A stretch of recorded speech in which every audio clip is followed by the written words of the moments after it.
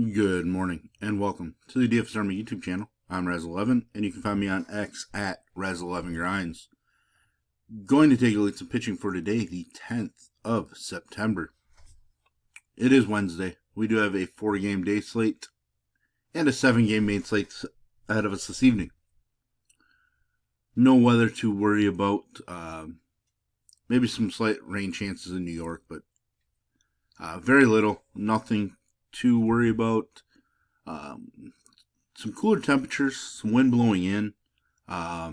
Definitely a decent spot for pitching from an overview standpoint. But yeah, this is a first look at the pitching options on the slate. And I will be looking at DraftKings as that is where a majority of my action is. If you do play in FanDuel, I'll cut my pool in half or so. Pricing isn't quite as tight. You don't have to be as creative. It allows you to get stacks you want with an upper tier-ish pitcher. Now, with all that said and done, let's just jump into the pitching on the slate. Freddie Peralta's been phenomenal. Hasn't allowed a run in 5 straight starts. 1 earned or less in 9 of 11. Just locked in. Walks are kind of up, which is a little annoying. The overall Texas lineup is so weak, or has been weak enough. I shouldn't say so weak. Weak enough that I think Freddie Peralta is just an easy play on this slate, which means his streak probably comes to an end. But I am going to be relying on Freddie Peralta quite a bit. Merrill Kelly on the other side, he's decent. The matchup isn't great. But, 2 earned runs or fewer in 8 of his last 10, 9 out of his last 11. Pretty steady as well. Probably should be played more than he's going to be. I haven't looked at any ownership numbers. I don't think we have ownership for the early. Maybe. Maybe I'll be surprised. I assume just people aren't going to click his name. So that intrigues me more about him. He's one of those guys that kind of goes overlooked. Jose Soriano, definitely someone I'm going to play. I just hate playing him at home. We saw his home splits show up here. Big difference between road Jose Soriano and home Jose Soriano. With that said, he does have a lot of K upside at home. Problem is he's 2-8, 11 fantasy points per game at home. Minnesota's lineup's so weak that I think we just have to play him. On the other side, Taj Bradley, 2 starts ago against San Diego was strong, was decent against the White Sox, a couple runs, strikeouts were there. Super volatile arm. As a Twins fan, I was kind of happy they picked him up. I obviously didn't like the sell-off of everybody, but I've long been a fan of Taj Bradley. It is a plus K matchup spot, so I do want to sprinkle him in. I think there is upside, but there's so much volatility. Peyton Toley. Why is it showing Eduardo Rodriguez? Toley. Great debut. Horrendous second start. He probably comes in somewhere in the middle of that in this one. Tough ballpark, but we just saw the A's strike out a ton against another rookie left-handed pitcher last night. We could see that again in this one. We also could see them blow up and totally get absolutely shellacked. I spent a lot of free agent budget in a dynasty league for Toley, so this start kind of fits my luck lately in those pickups, but hopefully there's a little bounce back for him. Not somebody I'm going to be super invested in, but I will be utilizing. The other guy that I'm going to utilize on the slate is going to be Eduardo Rodriguez. We know that he's volatile, but his last couple starts have been strong.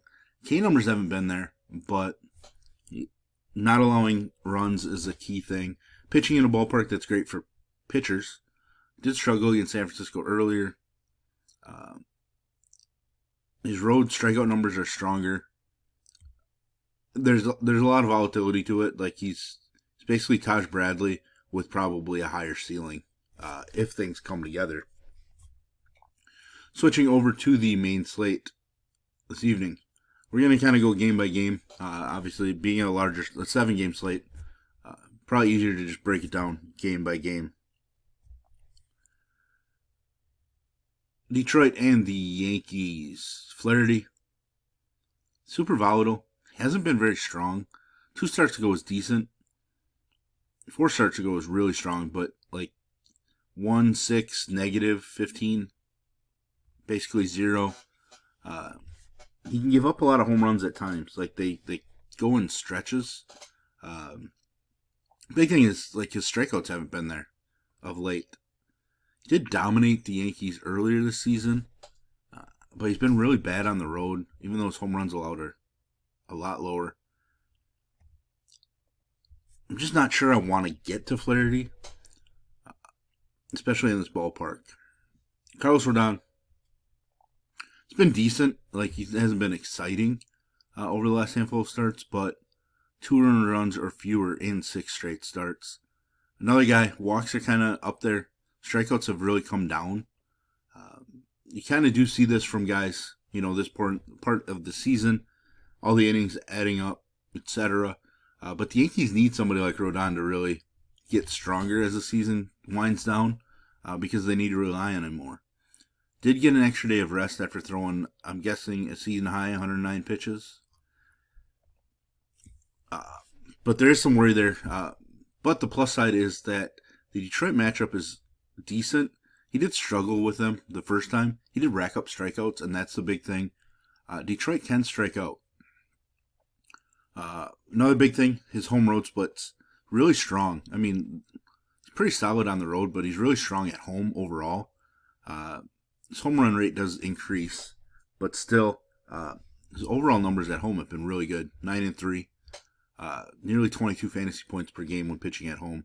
So Carlos Rodon's definitely going to be in my GPP pool. Barrios and Alexander, I'm going to end up passing on both of them.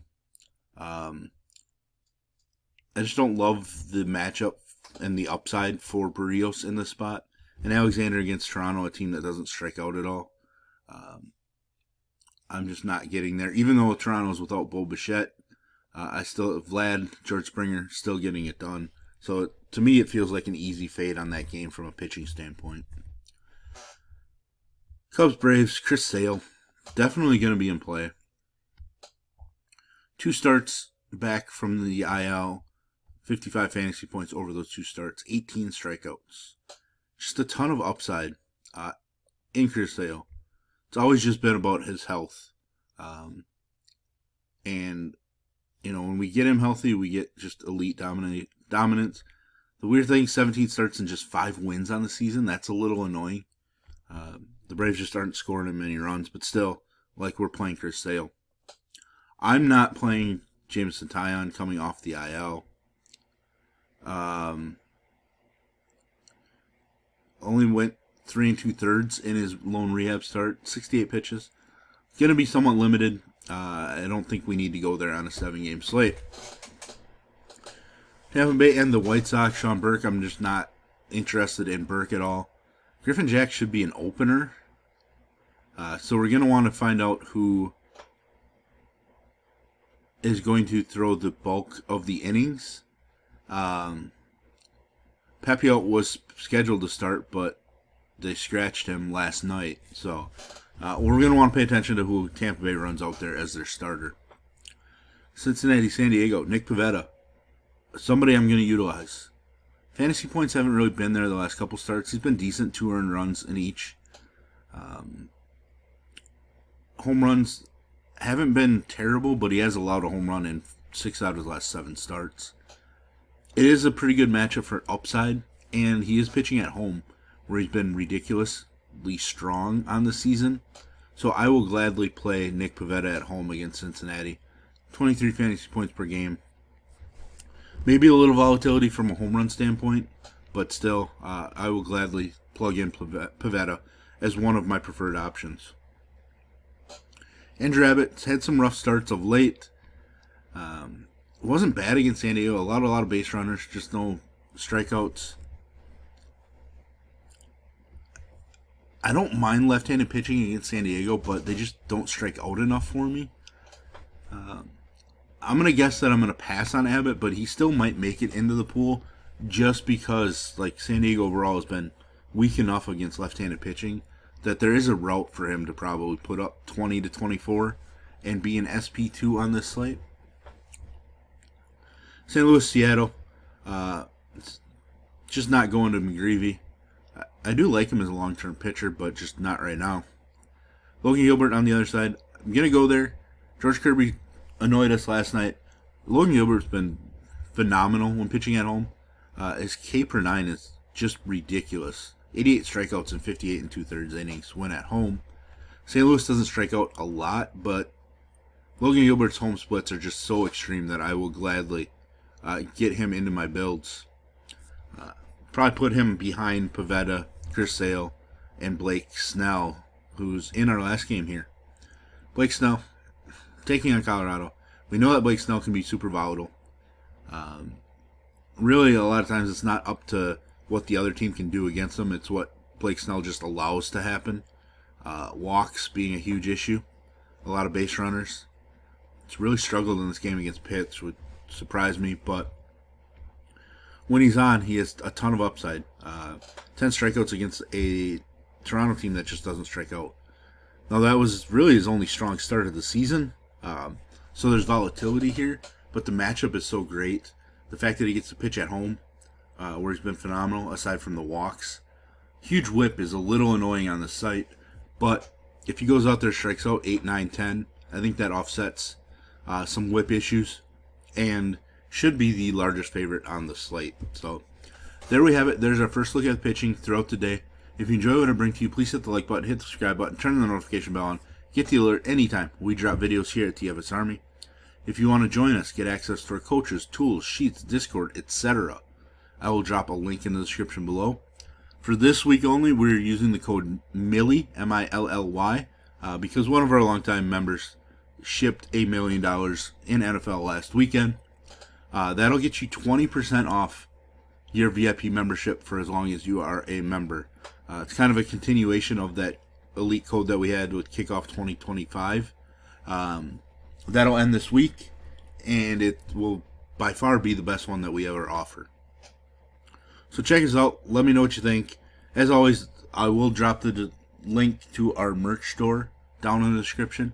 And check out my hoodie, some of the helmets up, DFS Army regular ones, our Jesus, our DS ones, all that. You can check those out.